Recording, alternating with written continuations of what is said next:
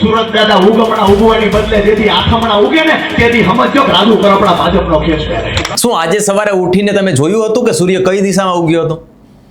જો ન જોયું હોય તો હું તમને કહી દઉં કે આજે સૂર્ય આથમણી દિશાએથી ઉગ્યો હતો. કારણ કે રાજુભાઈએ એવું કહ્યું હતું કે સૂર્ય જ્યારે આથમણી દિશાએથી ઉગશે ત્યારે હું ભાજપમાં જોડાઈશ. હવે રાજુભાઈ કોણ? તો કે રાજુ કરપડા, જેને પોતે ખેડૂત નેતા કહે છે અને હવે એ આજે ભાજપમાં જોડાયા છે. એટલે આપણે એવું માની લઈએ કે રાજુભાઈ કહે એ લોટાની લકીર. અને આ હું હવામાં વાત નથી કરતો, આવો મારી પાસે પુરાવો પણ છે. આપણે પેલા રાજુભાઈનો વિડીયો જોઈશું કે રાજુભાઈ આ બાબતે શું કહી રહ્યા છે. એને કહીએ છીએ સુરત દાદા ઉગમણા ઉગવાની બદલે જેથી આથમણા ઉગે ને તેથી સમજો કે રાજુ કરપડા ભાજપનો ખેસ પહેરે. રાજુભાઈ હંમેશા એવું કહેતા હોય કે ભાઈ હું બીજા નેતા જેવો નથી, હું જે મારી વાત છે એનાથી હું ફરું નહીં. ઘણી વખત એવું પણ કહેવામાં કે રામ રાજ્યમાં એવું હોય કે પ્રાણ જાય પણ વચન ન જાય. પણ રાજુભાઈ તો આખા ભાજપમાં વયા ગયા. હવે કરવાનું શું? હવે ખેડૂતો વિચારતા હશે કે રાજુભાઈએ તો અમારો ઉપયોગ કરી લીધો. રાજુભાઈ જ્યારે રેલી કરતા હતા, સભા કરતા હતા, યાત્રા કાઢતા હતા, ત્યારે કોંગ્રેસના જે આગેવાનો છે, કિસાન સેલના આગેવાનો છે, તે પણ એને મળતા હતા. બીજી પાર્ટી જે નાની નાની પાર્ટીઓ છે તેના કિસાન આગેવાનો છે એને એ પણ મળતા હતા. હવે રાજુભાઈ તો હવે ભાજપમાં કુલટી મારી લીધી છે, પરંતુ હવે આ નેતાઓનું શું?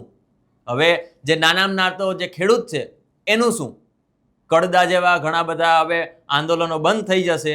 રાજુભાઈ જે રીતે હાકલો કરીને કહેતા હતા કે ખેડૂતોને 1% મુશ્કેલી નહીં આવવા દઉં, જ્યાં સુધી મારા ખોડિયામાં પ્રાણ છે ત્યાં સુધી હું ખેડૂતોની સમસ્યાનો હલ કરવા માટે આંદોલન કરતો રહીશ, કોઈ પણ પાર્ટી હોય, અને હું એના માટે લડતો રહીશ. પરંતુ ભાજપમાં એક સિસ્ટમ છે સાહેબ કે તમે બોલી કાંઈ ન શકો. તમારે બોલવું હોય તો તમારે બીજી પાર્ટીમાં રહેવું પડે. અત્યાર સુધી રાજુભાઈએ બહુ હાકલાન પડકારા કર્યા, ડાયરાઓ જેમ ભાષણો કર્યા છે અને ખેડૂતોને રીઝવવા માટે ઘણા બધા કામ કર્યા છે. અને સામે ગોપાલ ઇટાલિયાને પણ મન ફાવે એમ બોલ્યા છે. ગોપાલ ઇટાલિયા, આમ આદમી પાર્ટીના તમામ નેતાઓ, કે ત્યાં સુધી કે તેના અંગત મિત્ર હતા પ્રવીણ રામ, એને પણ નથી છોડ્યા. હવે જ્યારે ભાજપમાં જાય છે રાજુભાઈ, તો રાજુભાઈ ભાજપમાં જઈને ખેડૂતોની વાત કરી શકશે? કેમ કે ઘણા બધા નેતાઓ છે જે પહેલા તો જ્યારે વિપક્ષમાં હતા, કોંગ્રેસમાં હતા, આમ આદમી પાર્ટીમાં હતા, ત્યારે બહુ મોટી વાતો કરતા હતા. અમે આમ કરી નાખશું, સરકાર આવી છે ને તેવી છે, ખેડૂતોનું ધ્યાન નથી રાખ્યું, ગરીબ લોકોનું ધ્યાન નથી રાખ્યું, મહિલાઓને સુરક્ષિત નથી. પણ જ્યારે ભાજપમાં જાય છે ત્યારે મહિલાઓ પણ તાત્કાલિક સુરક્ષિત થઈ જાય છે, ખેડૂતો પણ સુરક્ષિત થઈ જાય છે, ખેડૂતોને બધી વસ્તુ મળી જાય છે. હવે રાજુભાઈને એવી તો શું ભાજપે ગોલી પીવડાવી હશે કે જેના કારણે હવે આ પગલું ભર્યું છે. હવે એવી તો શું ગેરંટી કે રાજુભાઈ હવે જે રીતે વાત કરતા હતા, જે રીતે પ્રહારો કરતા હતા, એ જ રીતે પ્રહારો કરશે. રાજુભાઈનો બીજો પણ એક વિડીયો સામે આવ્યો હતો. એમાં એવું કહેતા હતા કે 1.5 લીટર દૂધ દેનારી ભેંસ, એનો ખીલો બદલવામાં આવે અથવા તો બીજે ખીલે બાંધવામાં આવે તો એ દૂધ વધારે ન આપે. 1.5 લીટર દૂધ કરતી ભેંસને આ ખીલેથી બીજા ખીલે ફેરવો, દૂધ વધી જાય ખરું? દૂધ વધે ખરા? હવે ભાજપનો મુખ્યમંત્રી ભોપાભાઈ નહીં હોય, બીજા ભાઈ હશે. કોઈ ફેરફાર થવાનું નથી. ભેંસને ખીલો ફેરવવા દૂધ નો વધે, ભેંસ બદલવી પડે, એની તૈયારી કરી રાખો.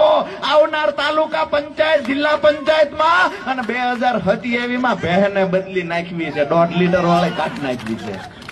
પણ હવે રાજુભાઈ આમ આદમી પાર્ટી, પછી સ્વતંત્ર રીતે ખેડૂતો માટે આંદોલન, યાત્રાઓ, અને હવે બીજો ખીલો બદલાયો છે રાજુભાઈએ, એટલે ભાજપમાં ગયા છે.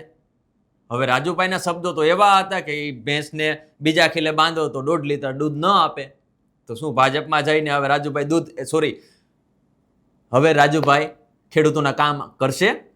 તમને શું લાગે છે? અને આ જે જૂના વિડીયો છે તે બાબતે તમારું શું કહેવું છે? કોમેન્ટ બોક્સમાં ચોક્કસથી જણાવજો. નમસ્કાર.